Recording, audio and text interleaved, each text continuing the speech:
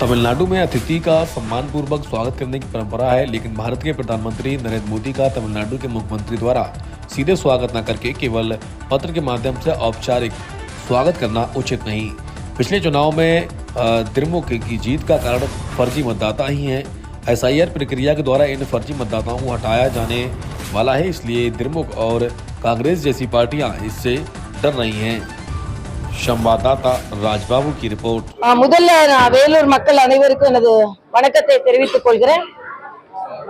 நாளைய தினம் மரியாதைக்குரிய பாரத பிரதமர் ஸ்டார்ட் பண்ணலாமாப்பா? பாரத பிரதமர் அவர்கள் வருகிறார்கள். முதலமைச்சர் பாரத பிரதமருக்கு ஒரு கடிதம் எழுதியிருக்கிறாருன்னு நான் இப்பதான் ட்விட்டர்ல பார்த்தேன். பிரதம அமைச்சர் டெல்லியில இருந்தா கடிதம் எழுதலாம்.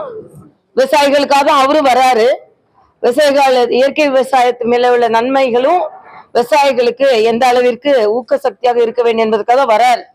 ஆனா முதலமைச்சர் இப்போ அந்த ஈகோவை எடுத்துக்கொண்டு அவரை நேரடியா சந்திக்காம அவரை வரவேற்காம கடிதத்தை ஒரு அறிக்கையாக வெளியிடுவது சரி கிடையாது.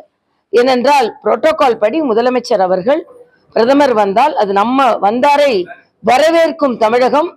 அதுல வரவேற்கிறதுக்கு கூட நீங்க இந்த ஈகோவா பார்த்து கேசிஆர் கவர்னரா இருக்கும்போது இப்படிதான் வந்தா வரவேற்க மாட்டாரு. இன்னைக்கு வரவேற்க வாய்ப்பே அவருக்கு இல்லாம போயிடுச்சு. அதனால நமக்கு எவ்வளவு மாற்றுக் கொள்கை இருந்தாலும் நாம கொடுக்கின்ற ஒரு மரியாதையை கொடுத்து ஒரு நட்புறவோடு நாம் அரசியலை அணுக வேண்டும் என்பது எனது முதல் பதிவாக இருக்கிறது. வேற என்ன சொல்லுங்க? நீங்க அந்த மாற்று கருத்து இருந்தாக்க வரவேற்கணும் அப்படின்னு சொல்றீங்க. அந்த மாற்று கருத்து மாற்று கொள்கை இருக்கும்போது தமிழ்நாட்டுக்கு தேவையான திட்டங்கள் நிதியில தாராளமா கொடுக்கலாம். நல்ல தாராளமா தான் இருக்கு. இதுல கொடுக்கலன்னு சொல்றதே தவறான ஒரு பிரச்சாரம். நான் கேட்கிறேன், நீங்க நிதி ஆயோக் கூட்டம் என்பதுதான் நம்மளோட நிதி பகிர்வை அதிகாரிகள், மத்திய அமைச்சர்கள், பிரதம அமைச்சர் அவர்களோடு கலந்து ஆலோசிப்பது. அந்த நிதி ஆயோக் கூட்டத்துக்கே நம்ம முதலமைச்சர் போகல. ஆக இப்படி நம்ம சரி, நான் கேட்கிற உங்களுக்கு என்ன கோரிக்கை இருந்தாலும் பிரதம அமைச்சரை வரவேற்று அவரை கோவையில சந்தித்து அந்த கோரிக்கையை வைக்கலாம்ல. நம்ம ஊருக்கு வரும்பொழுது அவர்களை வரவேற்காமல் இருப்பது தமிழ் கலாச்சாரமா அப்படின்னு ஒரு கேள்வியை கேட்கிறேன். என்ன உங்களுக்கு கோரிக்கை இருக்கலாம்? அப்போ மற்ற கட்சியை சார்ந்தவர்கள் இருந்தா கூட இந்த கேரளாவா இருக்கட்டும், கர்நாடகாவா இருக்கட்டும், எல்லாரும் சென்று வரவேற்கிறாங்கல்ல. ஆக இந்த வேற்றுமையை நீங்கள் காண்பிக்க வேண்டாம். பீகார் என்ன நமக்கு சொல்லி கொடுத்திருக்கிறது? மத்திய மாநில அரசுகள் இணைந்து பணியாற்றினா மக்களுக்கு நல்லது நடக்கும்.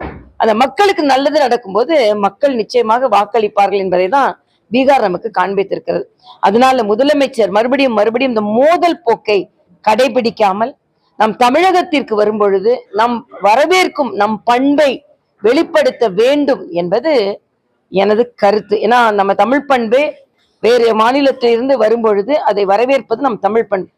எது உங்களை தடுக்கிறது நான் கேட்கிறேன். எது உங்களை